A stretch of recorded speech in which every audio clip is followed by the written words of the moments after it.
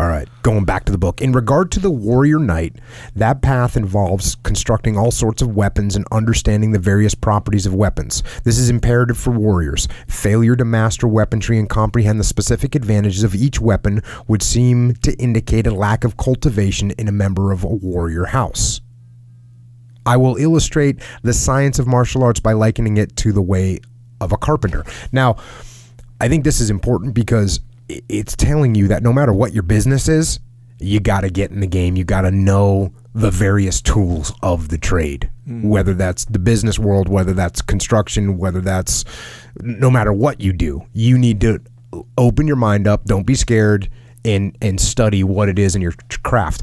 And, I'd get these guys, these young SEAL officers, and they'd be embarrassed that they didn't know something about a radio, or they'd be embarrassed that they didn't know something about a sniper weapon.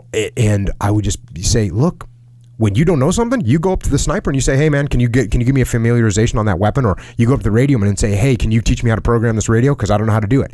That's what we're talking about here. Instead of just ignoring it or pretending or trying to hide from it, get out there and ask them. And believe me, the sniper and the radio man, they don't look down on you because you said to them, can you show me how to do this? They look at you and say, oh, cool. He's humble and he wants to learn. I'm here. Let's make it happen. So now going back to this idea of the carpenter as an example, back to the book. When sorting out timber for building a house, that which is straight, free from knots, and of good appearance can be used for front pillars.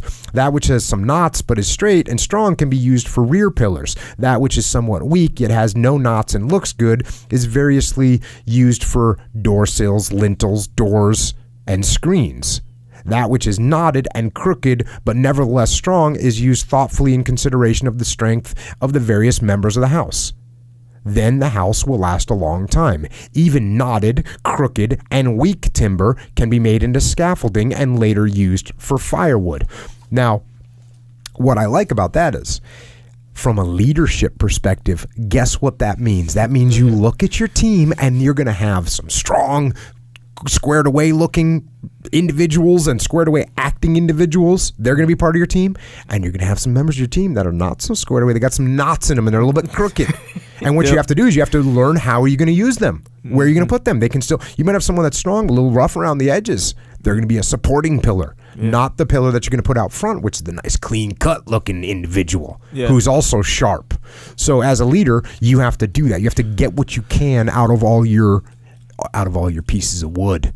I love the idea from a leadership perspective, the idea of looking at it as being a carpenter, because there's a couple different things.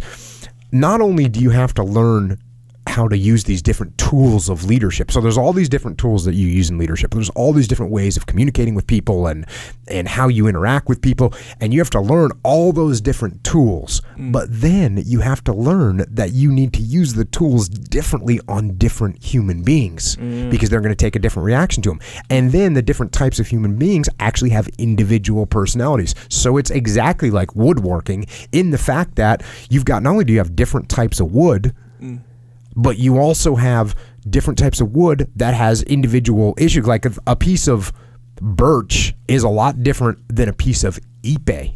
Ipe is hard wood. Ipe, I think it has a burn rating that is higher or the same as concrete. Think about that. I'm not kidding. You throw ipe in the water, it sinks. I got a big deck made out of ipe. It's awesome. Just it's a very hard wood, but you have to use a different tool. You have to use the tool differently than you would with a piece of pine, which is very soft. And that's the way people are too. That's the way human beings are. You have to know how to use the tools, and then you have to learn how to modulate the tools correctly with each individual piece of lumber.